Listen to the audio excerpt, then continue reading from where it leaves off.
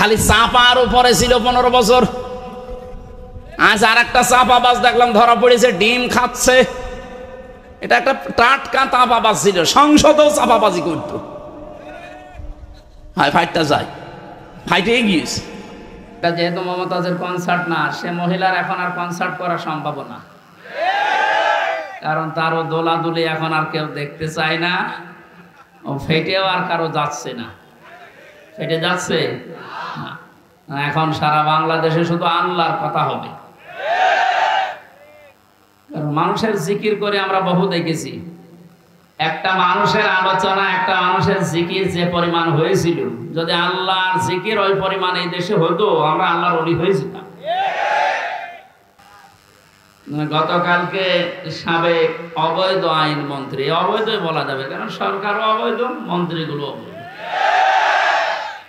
ওনারে যখন ডিম উপর দিয়ে মারে, নিচ দিয়ে মারে, বিভিন্ন জায়গায় যখন ডিম দিচ্ছিল, থেরাপির কারণে শেষ পর্যন্ত বলেই ফেলেছে, একটা দোষও আমার না, সব আমারই উপর থেকে নির্দেশ দিয়েছে হাসিনা।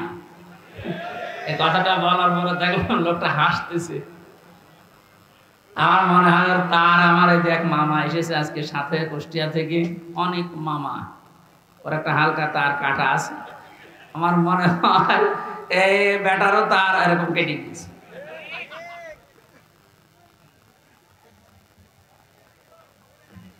এখন যা যে যারে ধরছে, একটু কিছু দিলেই সব ধরছে, বর্তাছে আল্লাহর ওলির উপরে।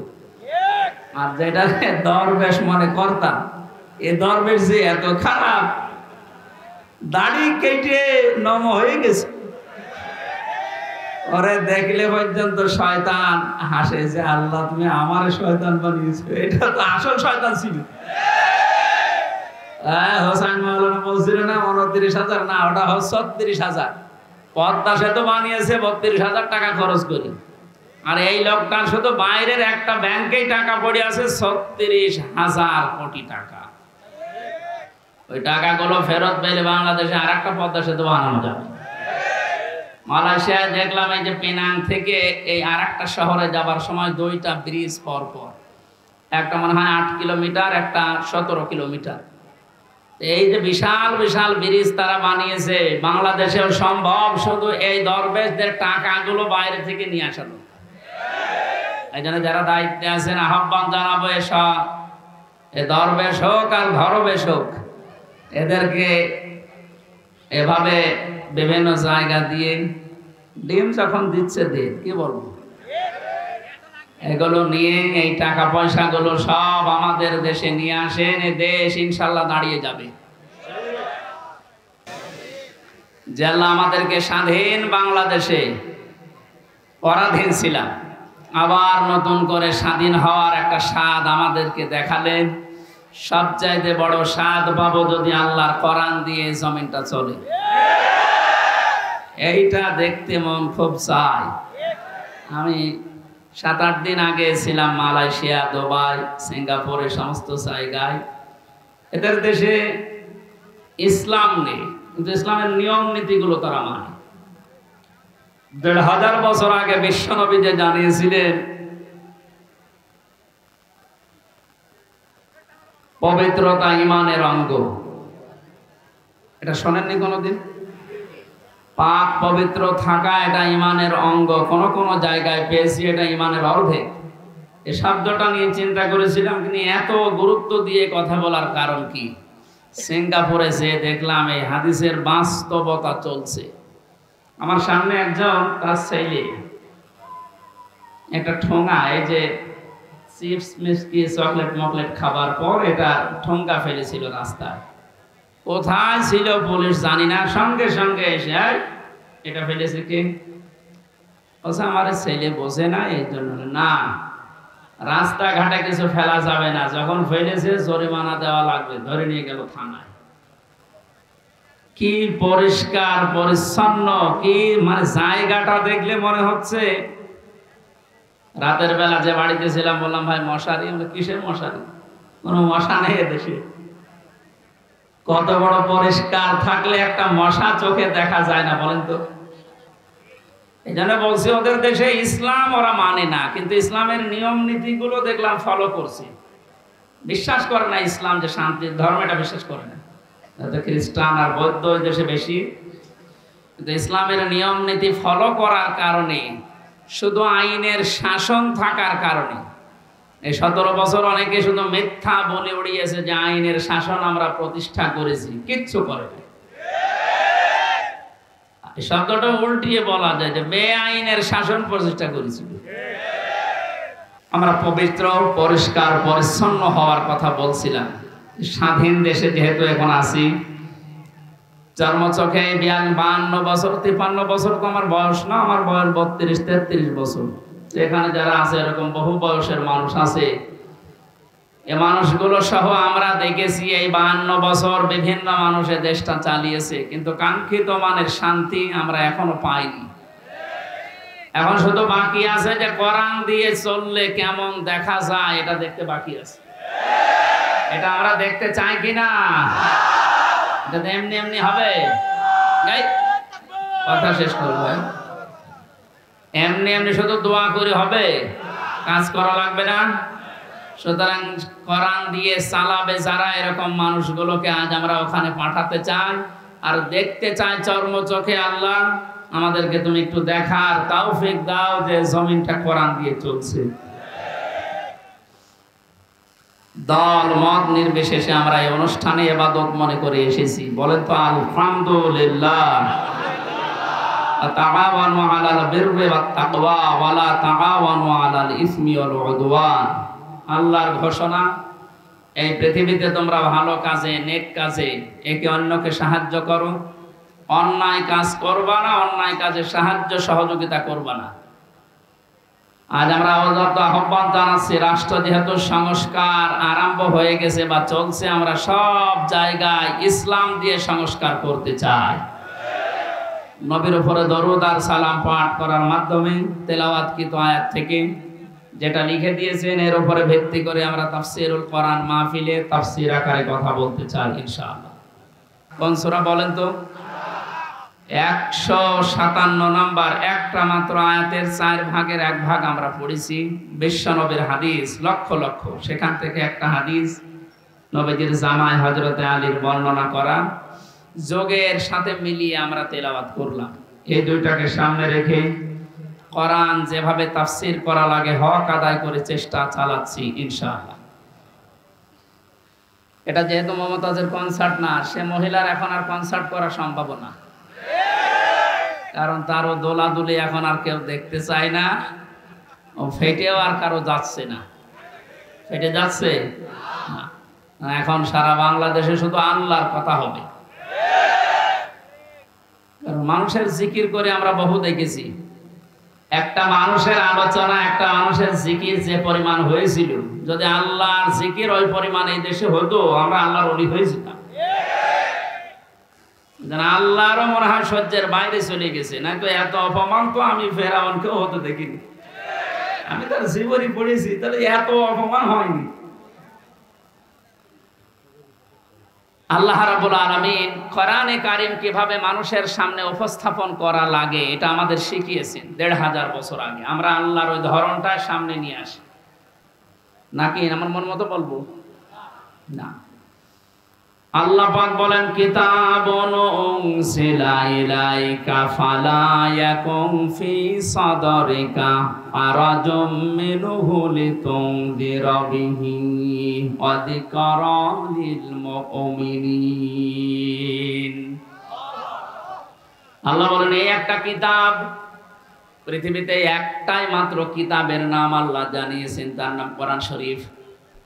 এখানে কবরে যাবার পর মানুষকে যখন জিজ্ঞাসা করা হবে, মার রব্বুকা, তোমার রব কে? লোকটা যদি বলে রব্বি আল্লাহ, আমার রব আল্লাহ, সঙ্গে সঙ্গে ফেরেশতারা জিজ্ঞাসা করবে মা দীনুকা, তোমার জীবন ব্যবস্থা কি? লোকটা যদি বলে দীনুন আল ইসলাম, সঙ্গে সঙ্গে ফেরেশতা বলবে মান হাজার রজুল, এই লোকটা কে ছিল? লোকটা যদি বলেও ফেলে হাজা নাবিয়ুনা মুহাম্মাদুর রাসূলুল্লাহ সাল্লাল্লাহু আলাইহি সাল্লাম, সঙ্গে সঙ্গে ফেরেশতারা আরেকটা বলবে এই কথাগুলো তুমি পেয়েছো কোথায়? কথা বুঝতেছে? আপনি পৃথিবীর কোন বইয়ের নাম, কিতাবের নাম বললে ফেরেশতারা কিন্তু ওগুলো চিনবে না। আপনাকে সঙ্গে সঙ্গে জবাব দিতে হলে বলা লাগবে আমি কোরআনে পেয়েছি, কারণ ফেরেশতারা এই একটা কিতাব চেনে। আল্লাহ জানে কিতাব দিয়েছেন, এই একটা কিতাব এমন দামি কিতাব, এটা আল্লাহর পক্ষ থেকে এই পৃথিবীতে আল্লাহ নিজে পাঠিয়েছেন। নবীজি এই কিতাবুন শব্দটার ব্যাখ্যা করতে গিয়ে হাদিসে জানিয়েছেন, মানে তাবাল হুদা বিগাইরিল কোরআন আদাল্লাহুল্লাহ। তিরমিজি শরীফের হাদিস। এখানে ডিস্টার্ব হচ্ছে, বাতাস লাগবে, অ্যাক্টিভ হয়ে শুনবেন। আমি কিন্তু প্রশ্ন করব, এটা ক্লাস চলছে না? ক্লাসের পরে যে প্রশ্ন করা হয় আমি কিন্তু সামারাইজ করে প্রশ্ন দেব। আন্দাজে শুধু শুনতে এসেছেন না। আল্লাহর নবীর এই কথার ভেতর থেকে দুইটা শিক্ষা আমি পেয়েছি। নবীজি জানিয়েছেন কোরআনে কারীম বাদ দিয়ে পৃথিবীর কোন জায়গায় যদি কেউ ভালো হওয়ার নিয়তে, হেদায়েত পাওয়ার নিয়তেও যায়, আল্লাহ নিজে দায়িত্ব নিয়ে তাকে গোমরা করে দেয়। আর কথার অর্থ বোঝেন? নবীজির হাদিসের শেষ অংশ ছিল আদাল্লাহুল্লাহ, আদাল্লা ইউদিল্লু, সুলাসি মুজাররদ থেকে এসেছে। শব্দটা যদি বাবে ইফআল থেকে নবীজি বলতেন যে দল্লা আদাল্লা ইউদিল্লু, বাবে ইফআল থেকে শব্দটা আসা, নবী দল্লা ইয়াদিল্লু বলতে পারতেন।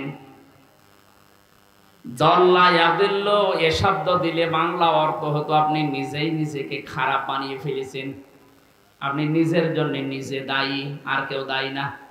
কিন্তু আদাল্লা শব্দ যখন আসবে বাংলা অর্থ তখন হবে আপনার হয়তো নিয়ত ভালো ছিল, আপনি কোন জায়গায় গিয়েছিলেন যে ভালো হয়ে যাব, কিন্তু কোরআন সেখানে ছিল না।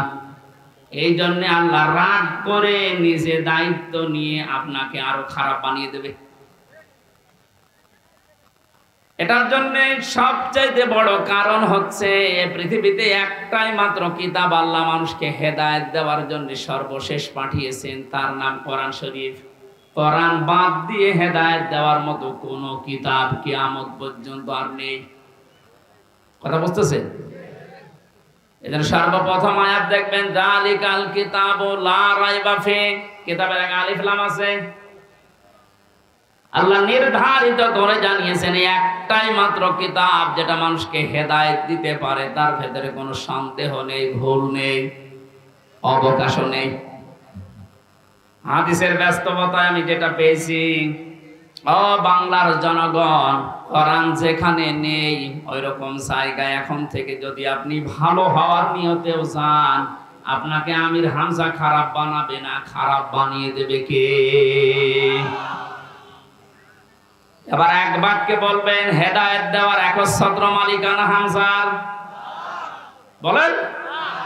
নবীজির? কার? আল্লাহ ছাড়া পথ কেউ দেখাতে পারে না, হেদায়েত দিতে পারে না। উনি যদি বলেন আমি তোকে খারাপ বানাবো, বলেন তো কে আছে আপনাকে পথ দেখাবে? বলেন। এই জন্য আমার শেষ কথা, ফাইনাল কথা এইটাই, আজকে থেকে সিদ্ধান্ত দৃঢ়ভাবে নেওয়া লাগবে। কোরআন যেখানে নেই, সে যত বড় বাবার দরবার হোক, যত বড় রাজনৈতিক দল হোক, যেখানে কোরআন চলে না, কোরআনের কর্মসূচি নেই, আমি ওখানে যাব না। ওখানে যদি আমি ভালো হওয়ার নিয়তেও থাকি, তাহলে আমারে খারাপ বানিয়ে গোমরা বানিয়ে জাহান্নামে পাঠাবে কে? আমার মনে হয় এই ওয়াজটা যদি আজ আমরা বাংলার 18 কোটি জনগণের ভেতরে 10 কোটি মানুষও মেনে নিতে পারি, এদেশে আমরা গোমরাহি থেকে মুক্ত হব। আল্লাহ রাব্বুল আলামিনের হেদায়েত আমাদের জন্য আম হয়ে যাবে। আশা করছি আপনি কথাটা মেনে নেবেন আপনার প্র্যাকটিক্যাল জীবনে, যে কোরআন যেখানে নেই ওই রকম দলে আমি আজকে থেকে আর নেই। এটা শুধু সামিয়ানার নিচ পর্যন্ত শেষ, বাইরে নিয়ে যাবেন তো? যেখানে কোরআন নেই, তাহলে যদি আপনি জানো ভালো হওয়ার নিয়ত আপনার ছিল, কিন্তু আপনাকে আল্লাহ ভালো রাখবে না।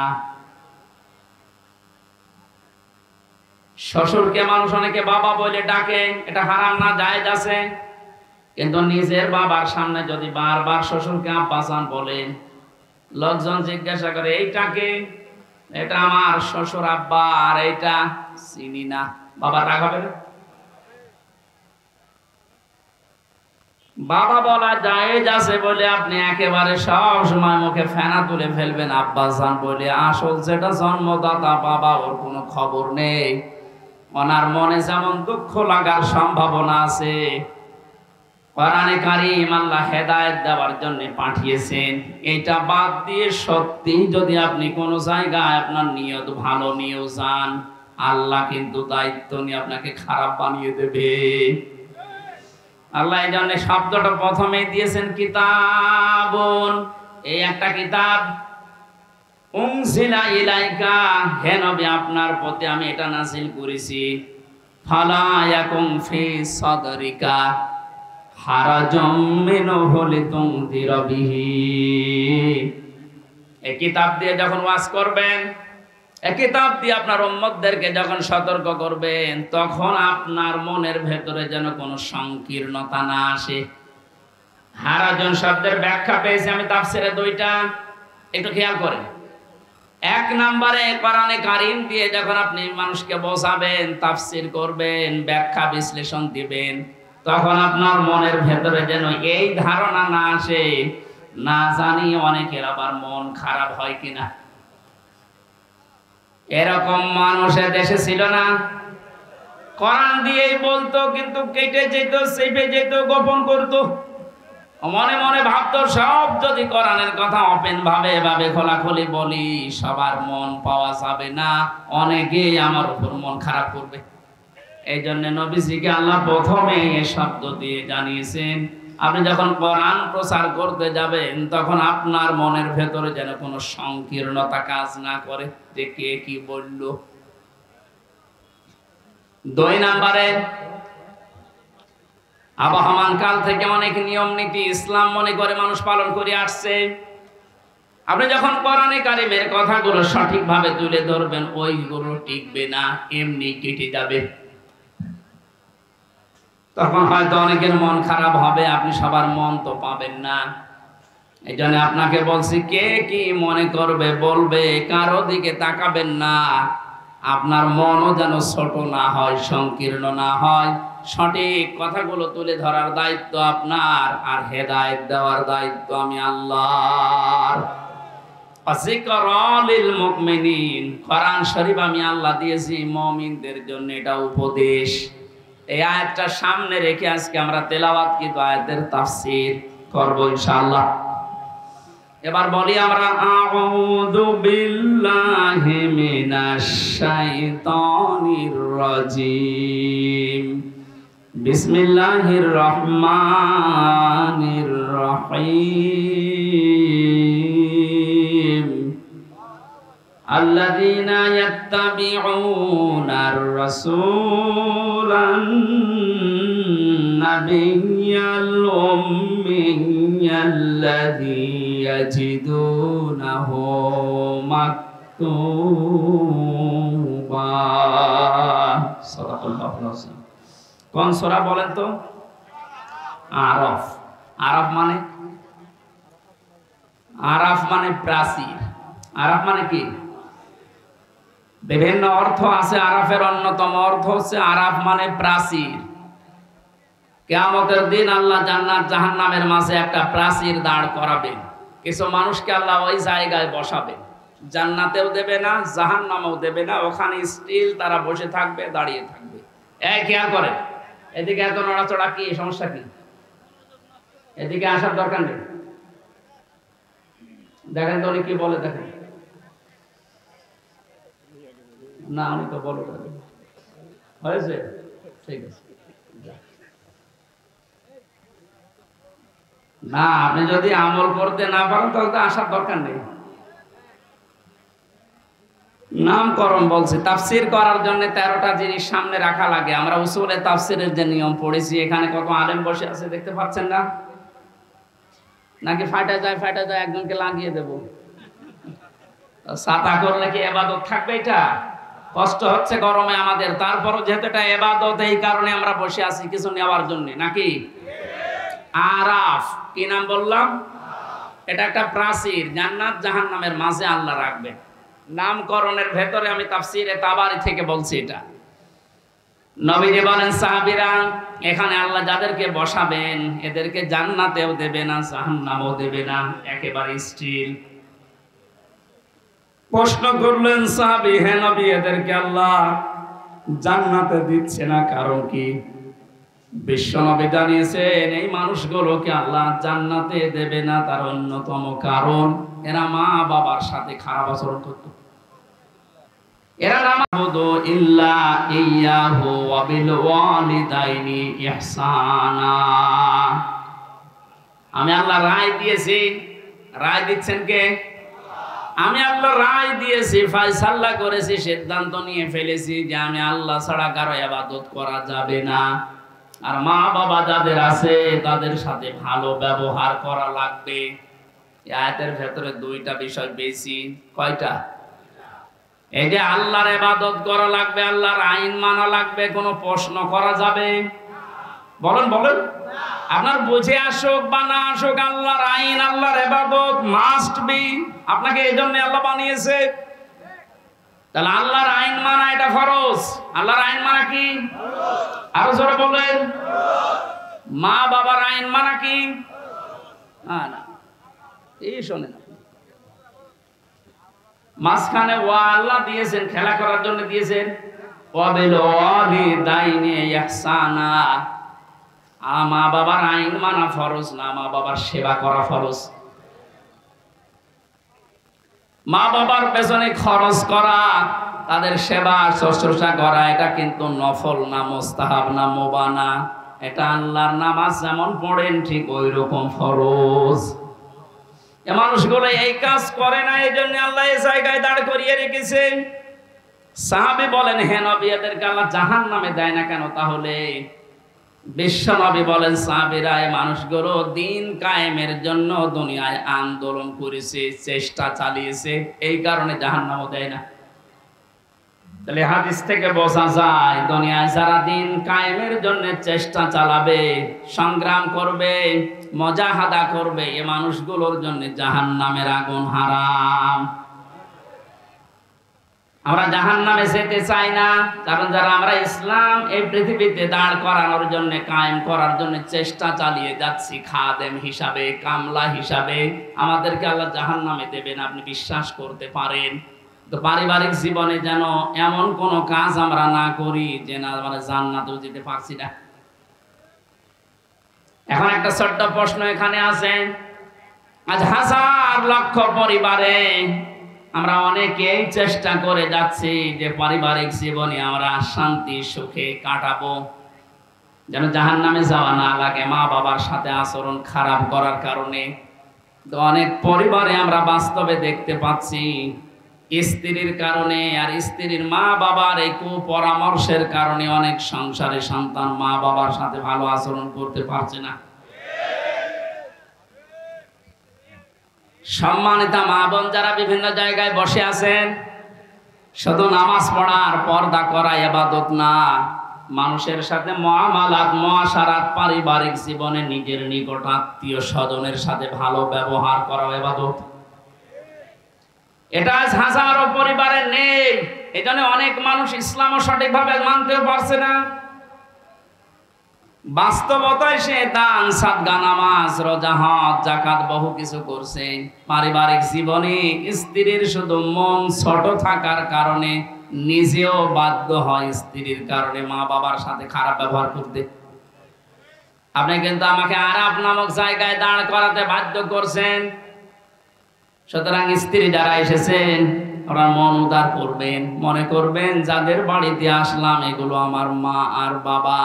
আমি হাজারো মেয়ে লোককে দেখেছি, নিজের মা বাবা দোষ করলেও কিছু মনে করে না, মাফ করে দেয়, মানিয়ে নেয়।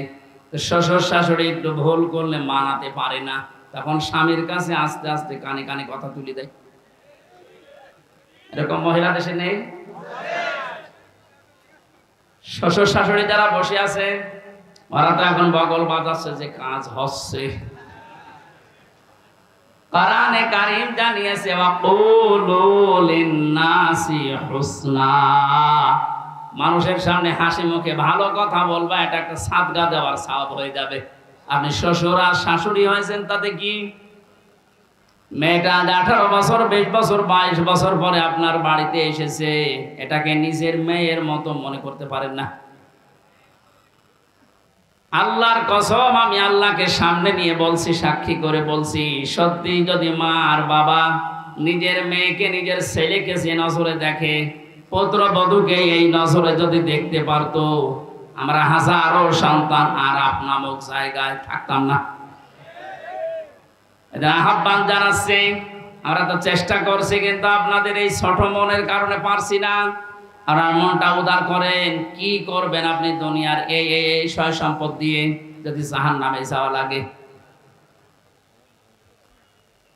আল্লাহ আমাদেরকে আরাফ নামক এই জায়গায় যেন দাঁড় করিয়ে ভাগ্য হত না করেন। নবীজি কিন্তু হাদিসের শেষে আর বলেননি যে এরা যাবে কোথায়। বলেন তো, এই হাদিসে পর্যন্ত থাকলে কি দাঁড়াচ্ছে অর্থ? জান্নাতেও যেতে পারছি না শুধুমাত্র এই কারণে, জাহান্নামও আল্লাহ দিচ্ছেন আমি ইসলামী আন্দোলন করার কারণে। অথচ এই জায়গায় যদি দাঁড়িয়ে থাকা লাগে আবাদান আবাদান, আমার মতো হতভাগ্য মানুষ আছে। আল্লাহ আমাদেরকে হেফাজত করুন, বলেন আমিন। মক্কায় নাজিল হয়েছে সূরাটা, 206টা আয়াত আছে, 16টা রুকু আছে। ক্রমিক নাম্বার হিসাবে কোরআনে কারিমের এটা 7 নাম্বার সূরা। মাত্র একটা আয়াতের 4 ভাগের 1 ভাগ পড়েছি। আয়াতের ভেতরে 3টা বিষয় আমরা আলোচনায় নিয়ে আসবো। 1 নম্বরে আমাদের নবী মুহাম্মদ রাসূলুল্লাহ 3টা গুণ আল্লাহ দিয়েছেন। কয়টা?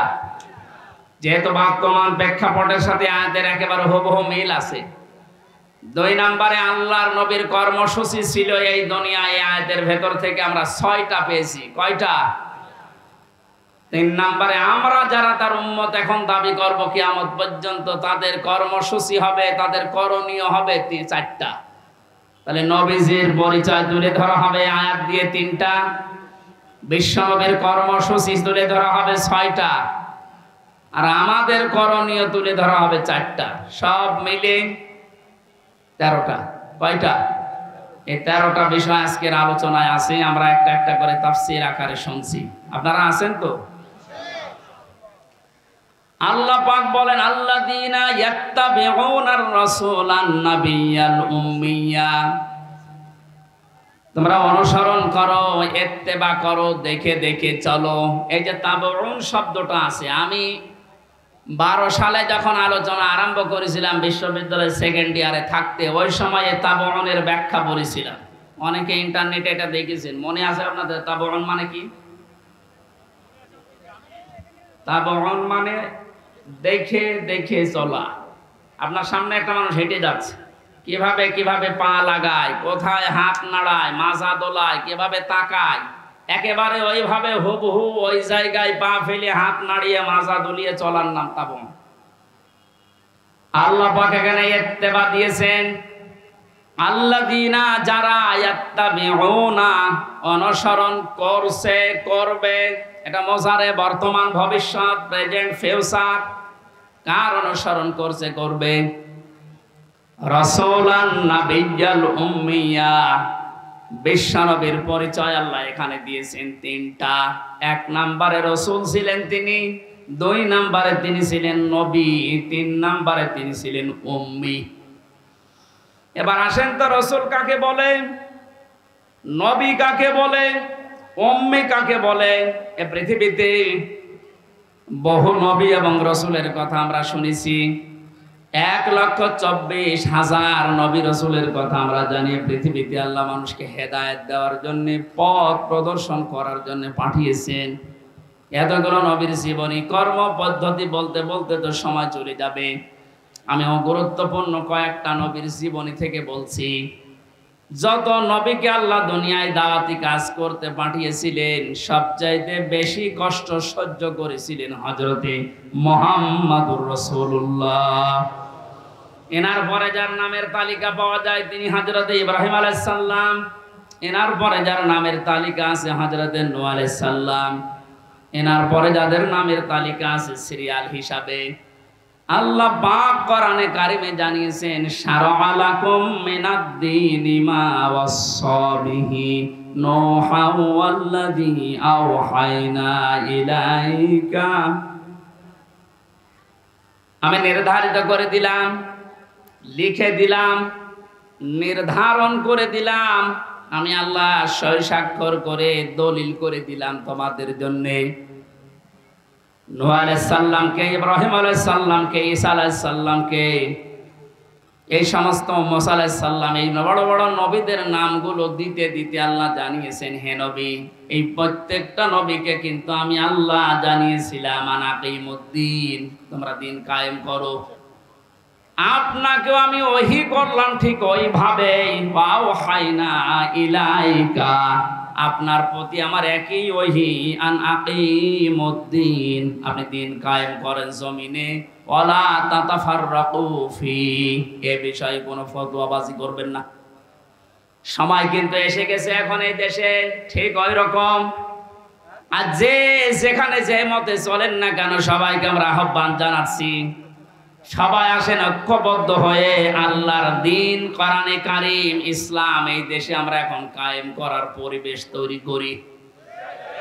সত্যি যদি এটা কায়েম না হয়, হালালকে হালাল জেনে অনেক সময় মানা যাবে না, হারামকে হারাম জানার পরও ছেড়ে দেওয়া যাবে না।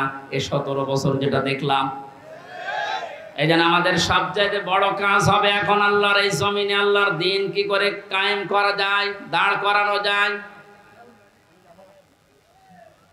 বিশ্ব নবী মুহাম্মদুর রাসূলুল্লাহকে আল্লাহ রাসূল বলে ঘোষণা দিচ্ছেন যে, হে নবী, আপনি আপনার পরিচয় উম্মতদের সামনে দেবেন যে আমি তোমাদের জন্য রাসূল হয়ে এসেছি। 511 জন রাসূলের কথা আমরা পড়েছি, আর বাকিগুলো সব আল্লাহ নবী হিসাবে পাঠিয়েছিলেন।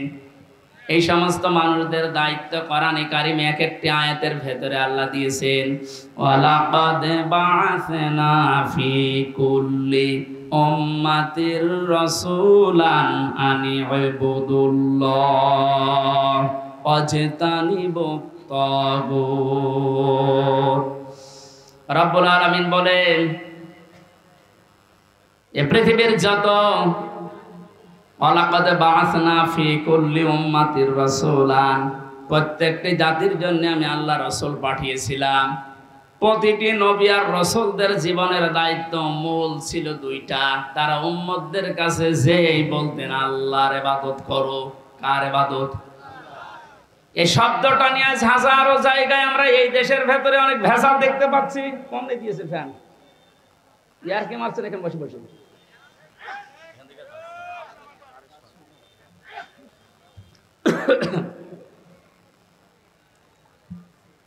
এই যে ইবাদত, এই শব্দটা ব্যাপক অর্থবোধক একটা শব্দ। এটা নিয়ে আজ হাজারো ঝামেলা ভেজাল তৈরি করে শব্দটাকে আজ কলঙ্কিত করে ফেলেছে অনেকে। এই জন্য সতর্ক হওয়ার সময়, সংস্কারের সময় যখন চলছে, আমরা এখন সতর্ক এবং সংস্কার এই মন নিয়ে আমরা ইবাদত করব। আমার ইবাদতের ভেতরে যেন কোনো ভেজাল না আসে। গাড়ি গাড়ি ইবাদত করা লাগবে, কোরআনে আল্লাহ এমন দেয়নি। ইবাদত করো, আখলিস দীনাকা ইয়াকফিকাল আমালুল কলিল। তোমার ঈমানটা যদি খাঁটি হয়, কাজকর্ম আমল যদি কম হয়, আমার আল্লাহ মাফ করে দেবে। আমাদের অনেকের কাজ কারবার দরবেশ বাবার মতো গাড়ি গাড়ি দেখতে পাচ্ছি। ওর একটা বক্তব্য শুনেছিলাম কয়েকদিন আগে, ও বলেছে কোরআনেও সমস্যা আছে। এই নামটা নিয়ে, আহলে হাদিসের নাম নিয়ে অনেক মানুষ আজ মানুষকে ধোঁকা দিচ্ছেন। আহলে হাদিস এই শব্দটা খারাপ না, কিন্তু শব্দটা নিয়ে আজ ধোঁকা দিয়ে বোকা বানিয়ে অনেকে এখনো পর্যন্ত জালেমদের পা চাটতেছে। কালকের বক্তব্য ছিল একজনের রফিক নামে, আমি নাম নিয়েছি এই কারণে চেনার জন্য। এই লোকটা জানাচ্ছে এখন জনগণকে, আবু সাইদ নামে এই ছেলেটা শহীদ হয়নি, ও নিজে আত্মহত্যা করেছে।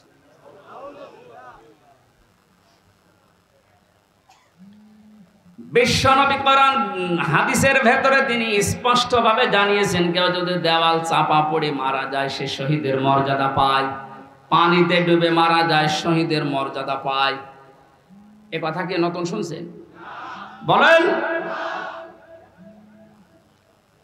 আগুনে পড়ে যদি কেউ মারা যায় সে যদি শহীদের মর্যাদা পায়, অ্যাক্সিডেন্ট করে মরলে যদি শাহাদাতের মর্যাদা পায়, এই পৃথিবীর ময়দানে জালেমদের জুলুমের সামনে মোকাবেলা করতে গিয়ে নিজের জীবনটা যে দিয়ে দিল, তাকে আপনি শহীদ বলতে আপনার অসুবিধা লাগে কোন জায়গায় বলেন তো দেখি?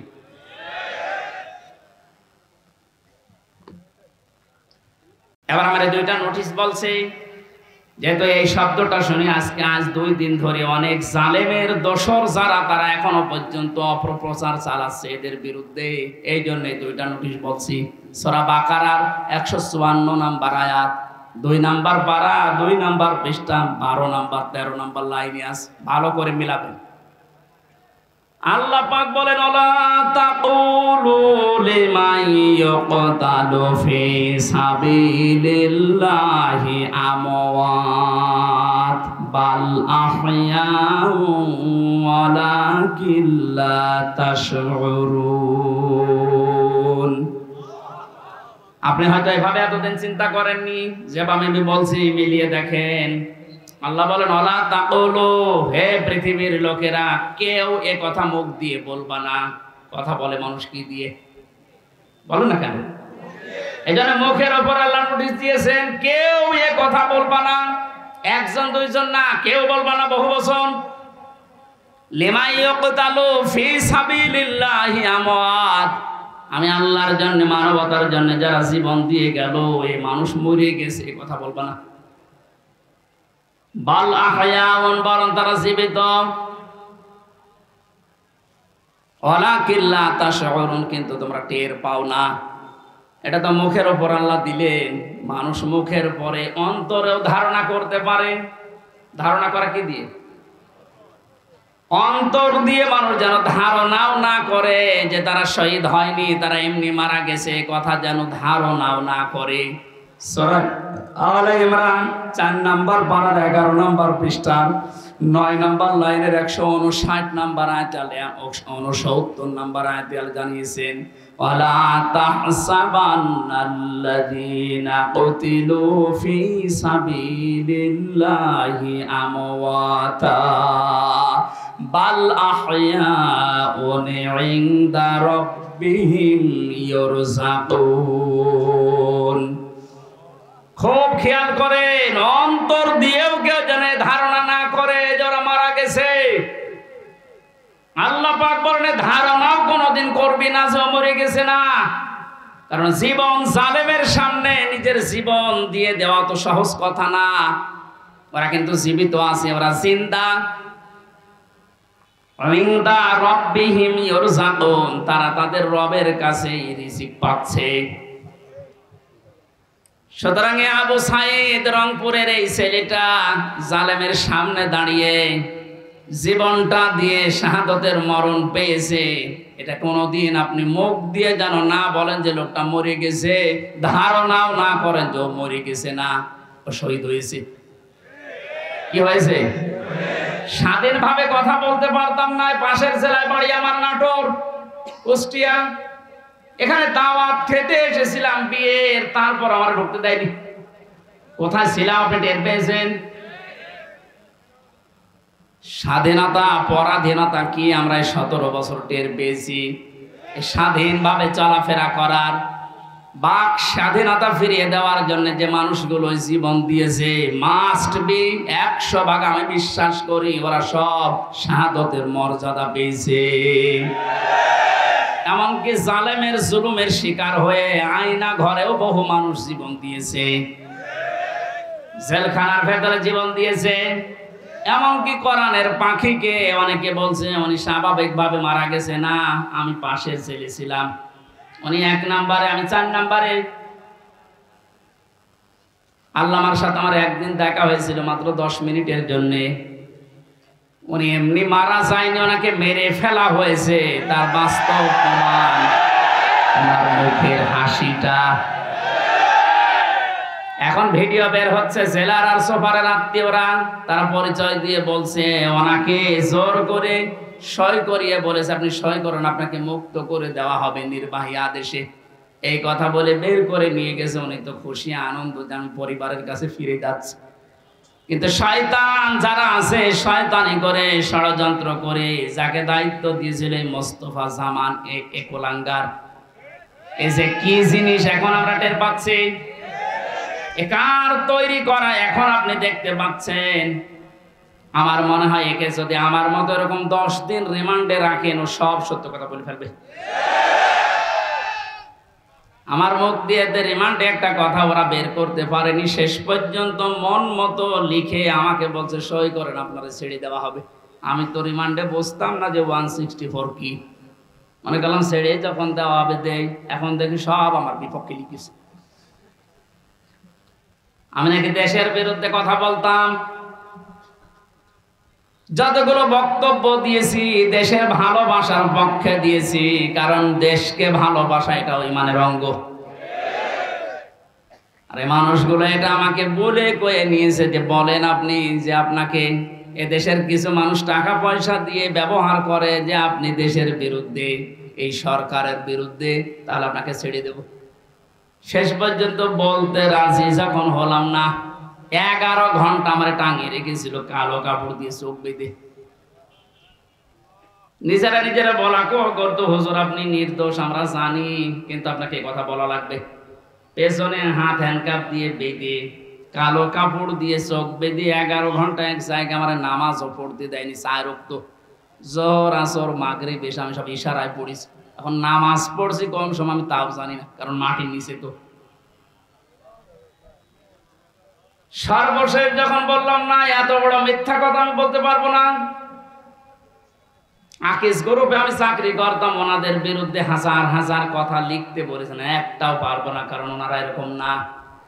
শেষে আমার বলছে যদি আপনি আজকে সন্ধ্যার ভেতরে এগুলো স্বীকার না করেন, না বলেন, তাহলে আপনার বউ তুলে নিয়ে আনবো। কি চরিত্র দেখিস। আর এখন অনেক সুর তুলছে অনেকে যে এদের মাফ করে দাও। এই জালেমদের মাফ করা মানে মাসরুমের উপরে অবিচার করা।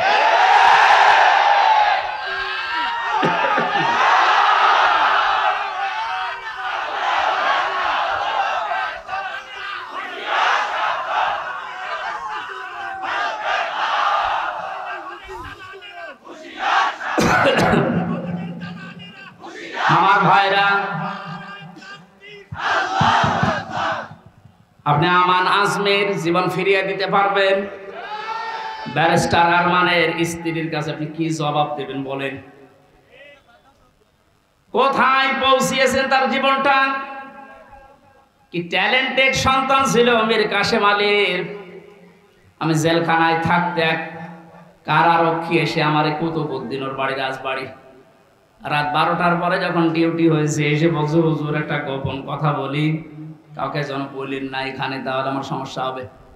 কি হয়েছে বলে, আমি যেদিন দায়িত্বে ছিলাম মীর কাশেম আলীর, যেদিন ফাঁসি হবে লোকটাকে যেয়ে বললাম স্যার আর সময় নেই, মাত্র 3 ঘন্টা আছে, আপনি প্রস্তুতি নেন। উনি আমারে বলছে ভাই কারারক্ষী এখনো তো সময় 3 ঘন্টা আছে, আমি 2 ঘন্টা ঘুমাই, তুমি আমারে ডেকে দিও। আল্লাহর কসম আমি আল্লাহকে সামনে নিয়ে বলছে ও যা যা বলেছে একটাও মিথ্যা কথা না, সবগুলোই এইভাবেই বলেছিল। যে আমি পাহারা দিতে গিয়ে দেখলাম লোকটা ঘুমিয়ে গেল। 2 ঘন্টা পর ওনারে ডাকলাম, ঠিক ঘুম থেকে উঠলো, গোসল করে ওযু করে শেষের নামাজটা শেষ করে একটা চা বানিয়ে বলছে নিন। বললাম স্যার আমি চা খাবো না। আপনার কিছুক্ষণ পরে বলে জানি আমি, আর মাত্র 15 মিনিট আছে। জল্লাদ শাহজাহান এসে গেছে, ডাক দিয়ে নিয়ে যাচ্ছে, বলেন চলেন। উনি আমারে বলছিল ভাই আমির হামজা আপনাকে আমি বলি, আমিও তো মানুষ, উনিও মানুষ, মাত্র 3 ঘন্টা ধরে একবার ফাঁসি, তার 2 ঘন্টা ঘুম আসলো কি করে?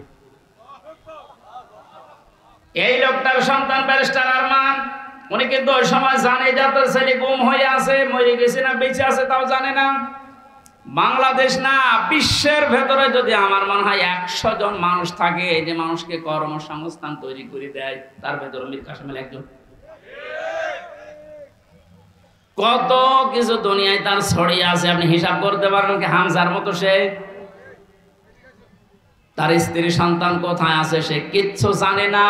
এই কঠিন মুহূর্তে তার নিজের হাজারো যারা অনুসারী, তার সহকর্মী যারা, হাজার হাজার মানুষ পালিয়ে বেড়াচ্ছে, জেলখানায় আছে, আটক আছে, মরে গেছে, সব কিছু তার কাছে সংবাদ আসতেছে। এমন কঠিন সময়ও লোকটা 2 ঘন্টা ঘুমিয়েছে। এমনি ঘুম আসবে না, অবশ্যই আমার আল্লাহ তাকে সূরা হামিম সেজদার 30 নম্বর আয়াত ফেরেশতা দিয়ে শুনিয়েছে।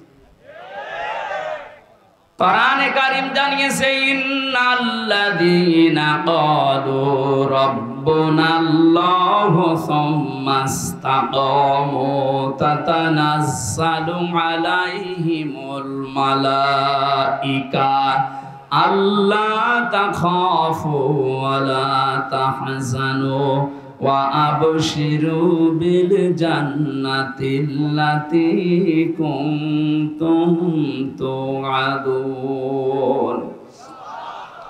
আল্লাহ পাক বলেন, যারা এই কথা বলে যে আল্লাহ তুমি আমাদের রব, আমি টিকে আছি এই কথার উপরে, আল্লাহর সঙ্গে সঙ্গে তার বিপদে আপদে পড়লে ফেরেশতা নাজিল করবে। এই জন্য তাতানাজ্জালু দিয়েছেন আল্লাহ। 1 জন 2 জন পাঠায় না, মালাইকা বহু বচন, হাজারো ফেরেশতা তার জন্য আল্লাহ পাঠিয়ে সান্ত্বনা দেয়। আল্লাহ তাখাফু ওয়া লা তাহজানু, কোনো ভয় নেই, কোনো চিন্তা নেই। ওয়া আবশিরু বিল জান্নাহ, ওই জান্নাতের সুসংবাদ গ্রহণ করো। আল্লাতী কুনতুম তুআদুন, যার ওয়াদা আল্লাহ করেছে। আমার মনে হয় ঠিক মীর কাসেম আলী শহীদ উনি আল্লাহর ফেরেশতাদের দ্বারা শুনতে পেয়েছিলেন, সন্তান ব্যারিস্টার আরমারের জন্য চিন্তা নেই, হাজার হাজার সহকর্মীর জন্য চিন্তা নেই, ওগুলো আল্লাহ সব দেখবে, তুমি জান্নাতে প্রবেশ করো। তাছাড়া কি করে ঘুম এসেছে আমার তো বিশ্বাস হয় না। আমিও তো ছিলাম, আমার তো ঘুম আসতো না। রাতের পরে রাত আমি বিনা ঘুমে কাটিয়েছি। ঘুম আসে না, কি করবো? 2-3টা ঘুমের বড়ি খেয়েও ঘুম আসে না। অথচ লোকটার 2 ঘন্টা 2.5 ঘন্টা পরে ফাঁসি, আর বলছে আমি 2 ঘন্টা ঘুমিয়ে নেই। আপনি কি যা তা মনে করেন এটা? এই লোকটার সন্তান ব্যারিস্টার আরমান, 8টা বছর তার স্ত্রী জানতো না যে লোকটা মেসে আছে না মারা গেছে। গতকালকে তিনি একটা ভিডিওতে বলছিল, আমি আমার পরিবারের আশা ছেড়ে দিয়েছিলাম, কারণ খাবার দিত পচা খাবার, অধিকাংশ সময় আমার রোজা রেখে কাটানো লাগতো। এই 8 বছরে আমার মনে হয় সে প্রায় 8 বছরই রোজা ছিল।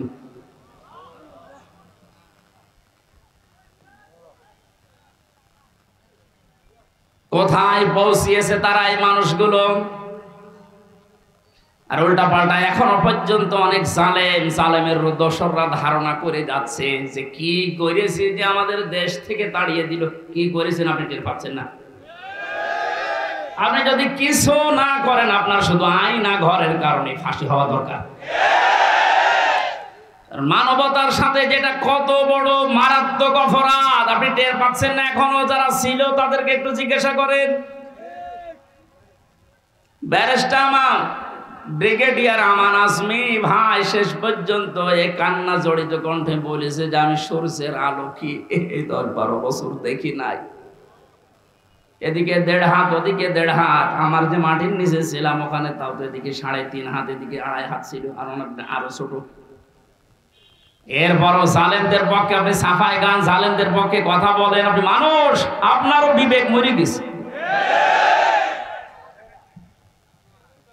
মজলুম অবস্থায় এখনো আছি, এখনো পর্যন্ত অসুস্থ, আমার শরীর এখনো স্বাভাবিক হয়নি,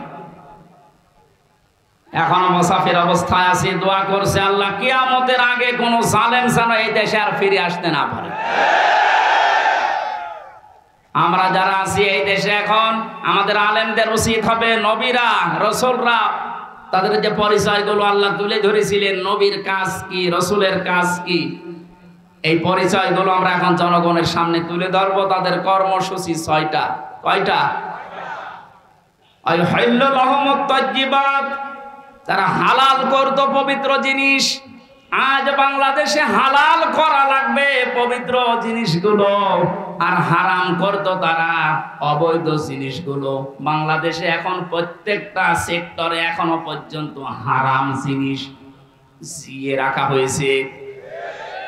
এই এদিকে তাকান, যারা দায়িত্বে আছেন, অন্তর্বর্তীকালীন সরকার থেকে শুরু করে যারা এখন দায়িত্বে আছেন, এই মুহূর্তে আপনাদের সিদ্ধান্ত নেওয়া লাগবে এই জালেমদের সহযোগী যতগুলো ছিল প্রত্যেককেই ইমিডিয়েটলি এখনই ওদেরকে বহিষ্কার করা লাগবে।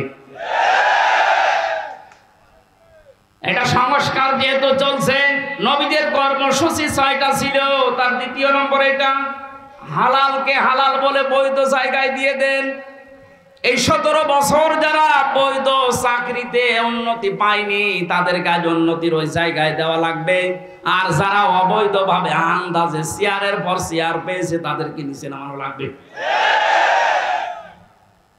ইসলামী ব্যাংক থেকে শুরু করে বাংলাদেশের যত ব্যাংকিং ব্যবস্থা, বিচার ব্যবস্থা, প্রশাসন, ব্যবসা, প্রত্যেকটি দিক আর বিভাগে যেহেতু সংস্কার আরম্ভ হয়েছে, এই সংস্কার ইমিডিয়েটলি কয়েকদিনের ভেতরেই করা লাগবে।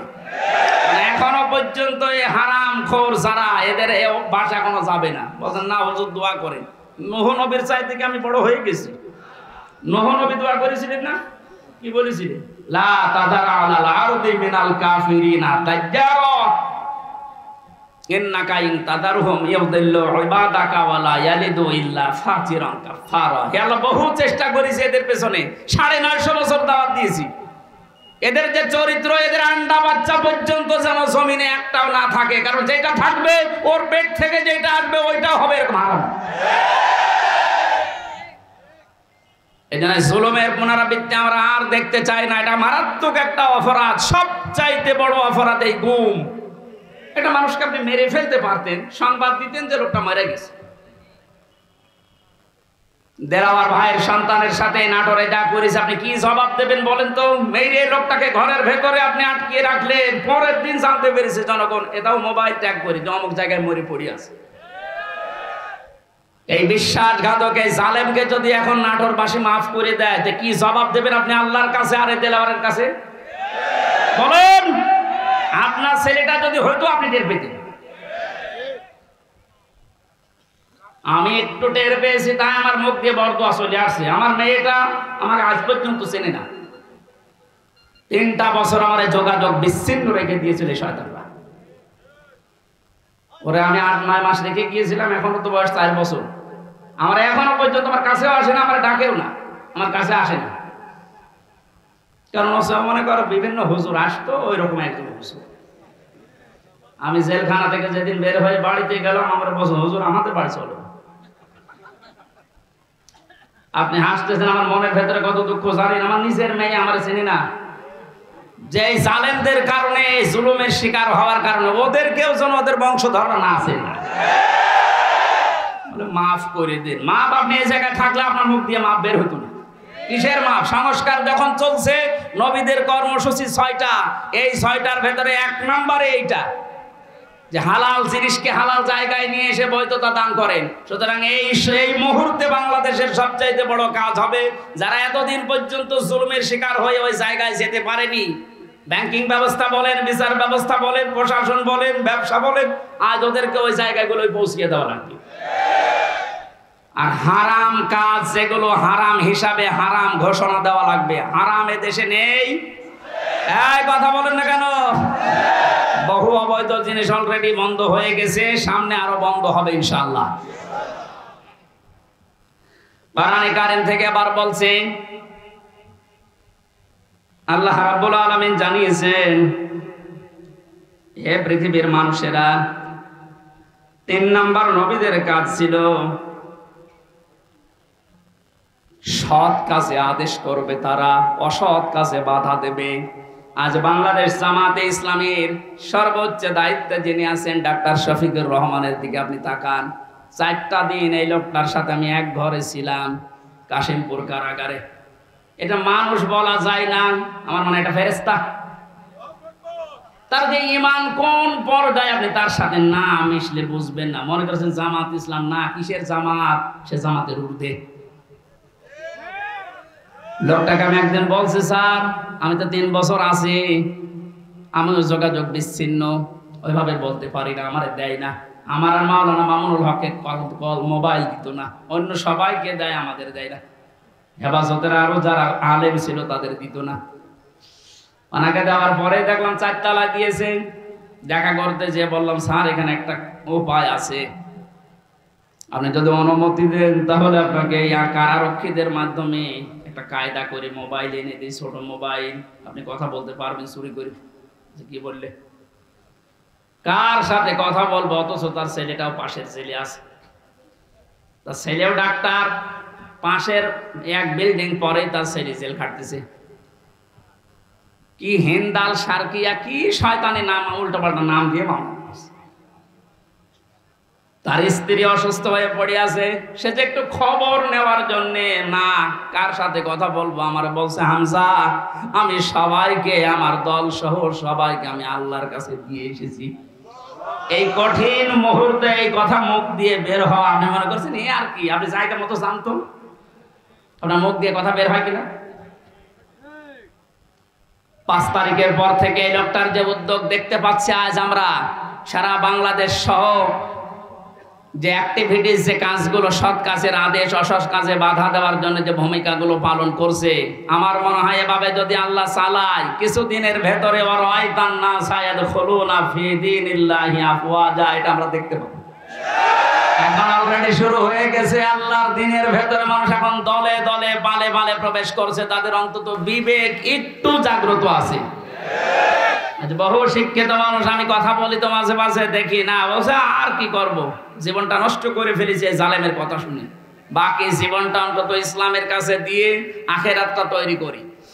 যেহেতু কোরআনে কারিমের ঘোষণা এইটা, হে নবী যখন আসবে আল্লাহর সাহায্য, তখন আপনি বিজয় দেখতে পাবেন, আর বিজয় আসবে দলে দলে মানুষ ইসলামে প্রবেশ করবে, এটা এখন দেখতে বাকি আছে। শুরু হয়ে গেছে অলরেডি। 20% মানুষ এই দেশে দিন কায়েম হোক এটা চাইতো, কিন্তু 5 তারিখের পর থেকে আজকে 19 তারিখ, মাত্র এই কয়েকদিনে জরিপ পেলাম অলরেডি 35% মানুষ এই দেশে এখন চাচ্ছে যে দিন এই দেশে কায়েম হোক।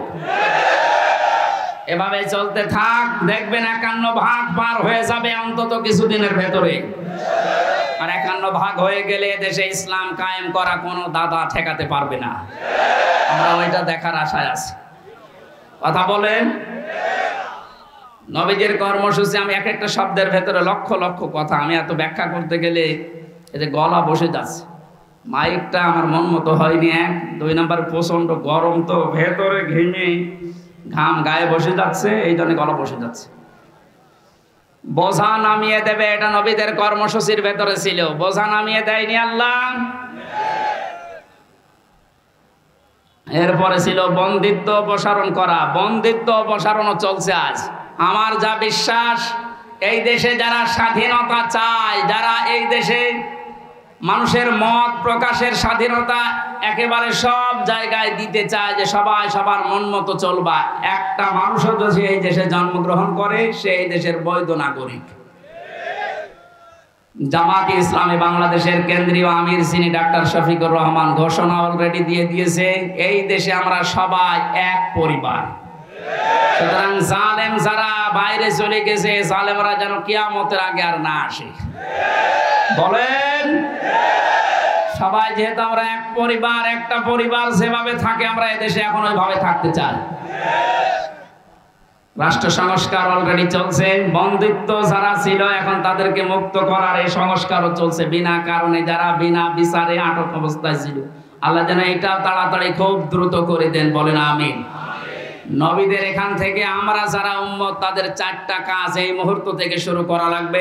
1 নম্বরে আল্লাযিনা আমানু, যারা ঈমান আনার দরকার আমাদের এখন। ঈমান এখন বলেন আমার ঈমান নেই মানে আমি মুসলমানের ঘরের সন্তান, আমার বাবা ঈমান, ঈমানদার দাদা ঈমানদার, আমিও ঈমানদার না। ঈমানদারের প্রকাশ হচ্ছে আল্লাহর কোরআনে যে নিয়ম নীতিগুলো আছে ওইগুলো বাস্তব বিশ্বাস করে দেখানো। এটা এখন দেখাতে পারবো না ইনশাআল্লাহ। কোনো কিছু নেই সামনে। যে জালেমদের কাছে আজ 14 বার অনুমতি নেওয়া লাগতো, ওই জালেমরা এখন অনুমতি নিয়ে পা ফেলবে ইনশাআল্লাহ সামনে। গতকালকে গিয়েছিলাম ফরিদপুরে, মাসখানেক আগেও ছিল আমার মাহফিল ওই গ্রামে, অথচ জালেমদের 14 জায়গায় অনুমতি নিয়ে আমার উঠতে দেয়, বলে না ওনারা বাদ দিয়ে। অথচ গতকালকে যাওয়ার পরে সভাপতি আমার বলছে, হুজুর যে জালেমগুলো বাধা দিয়েছিল ওরা এখন বলছে হুজুরকে এবারে নিয়ে দিন। দিন পাল্টে অলরেডি গেছে। এদিন বদল যখন শুরু হয়েছে, সংস্কার চলছে। যেখানে যেখানে জুলুম অত্যাচার, ছাত্র ভাইরা যারা আছে ঐক্যবদ্ধ হয়ে এই জুলুমের অবসান ঘটানোই লাগবে ইনশাআল্লাহ। বহু ব্রিজ এই দেশে আছে যেখানে ফেরেশতারা মনে হয় টোল নিত। আমার কুষ্টিয়ার এই যে মেহেদি রমি ব্রিজের যে টোল এক শয়তান নাকি আদায় করতো, 5 তারিখে স্বাধীন হওয়ার পরে বিকালে ওটা উড়িয়ে দিয়েছে, এখন সবাই খুশি। এরকম বহু জায়গায় অবৈধভাবে যারা টোল তুলতো, এই টোল গুলো যেন সব ভেঙ্গে গড়িয়ে মাটির সাথে মিশিয়ে দেওয়া হয়। আমাদের ঈমান তাহলে 2 নম্বরে নবীদেরকে সাহায্য করা। নবী যেহেতু নেই, নবীর উত্তরাধিকারী এখন যারা, নবীর অনুসারী এখন যারা কাজকর্ম চালাচ্ছে ইসলাম এই দেশে নিয়ে আসার জন্য, তাদের সাহায্য করা আমাদের কর্মসূচির ভেতরে নিয়ে আসতে হবে। আমি এটা বানিয়ে বলছি। সূরা আরাফের 157 নম্বর আয়াত আপনি বাড়ি যেয়ে তাফসীর আকারে পড়েন, এইটা পাবেন। 3 নম্বরে তাদের সাহায্যে যাওয়া লাগবে। সুতরাং আজ যারা এই দেশে একামতে দিনের দায়িত্ব পালন করছে, আপনি তাদের সাহায্যে যান, দেখেন তাদের অ্যাক্টিভিটিস, তাদের কর্ম, তাদের চরিত্র কি, এগুলো দেখে যদি আপনার ভালো লাগে আপনি তাদের সাহায্য করেন। 4 নম্বরে তাদের সাহায্য শুধু করবেন না, এদের ওপরে যে নূর আল্লাহ নাজিল করেছে নবীদের ওপরে, এই নূর মানে কোরআন শরীফ, এই নূরের বাস্তবায়ন যেন হয়। এই নূর দেখে দেখে সামনে আমাদের পথ চলা লাগবে। আল্লাহ এই 13টা জিনিস আমাদের জীবনে যেন এনে দেন, বলেন আমিন।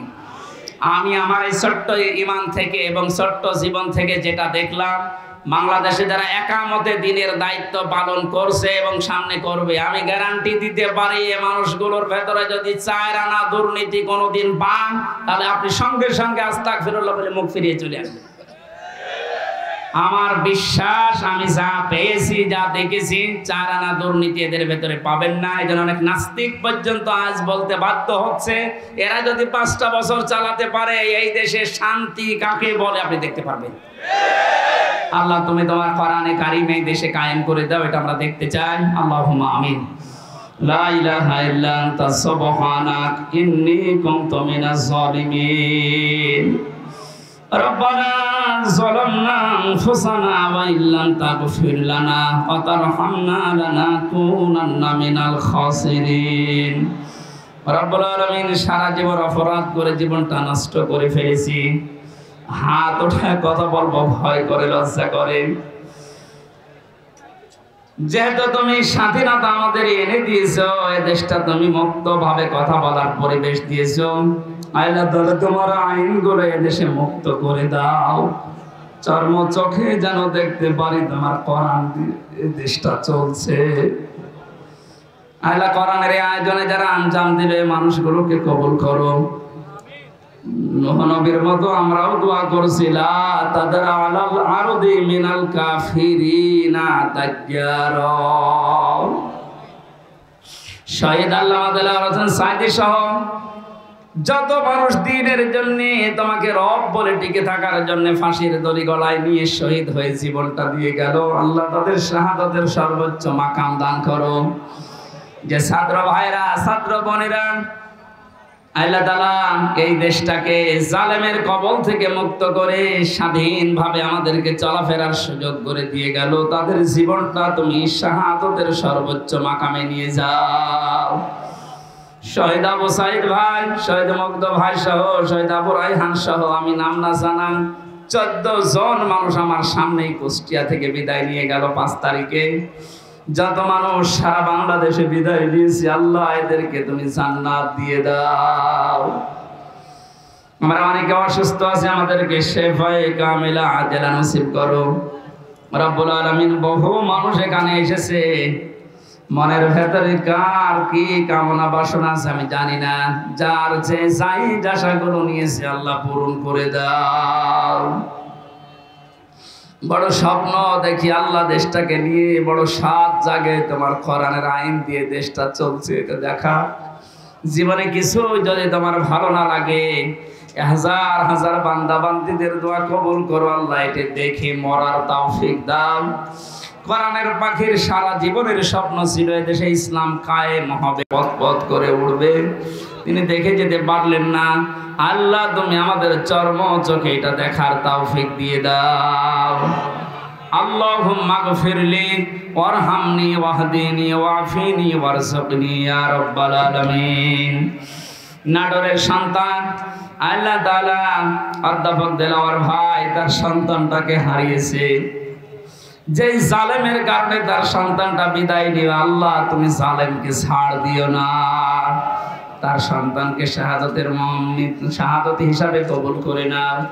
মাহফিলের যত অতিথি এসেছে আল্লাহ কোরআনের এই খাদেমদেরকে তুমি কবুল করো, মা বোনদেরকে তুমি পর্দায় থাকার তৌফিক দাও। এলাকায় মাটির নিচে যত মানুষ ঘুমিয়ে আছে কোরআনের ইজ্জতে মাফ করে দাও। আগামীতে এই অনুষ্ঠানটা কোরআনের প্রচারের জন্য বিশাল আকারে কবুল করো। কখন কার কাছে আজরাইল আসে জানি না। রব্বুল আলামিন আবার বলছি, তুমি জালেমদেরকে আর এই দেশে প্রতিষ্ঠা দিও না। আজরাইলকে দেখেই যেন বলতে পারি লা ইলাহা ইল্লাল্লাহু মুহাম্মাদুর রাসূলুল্লাহ।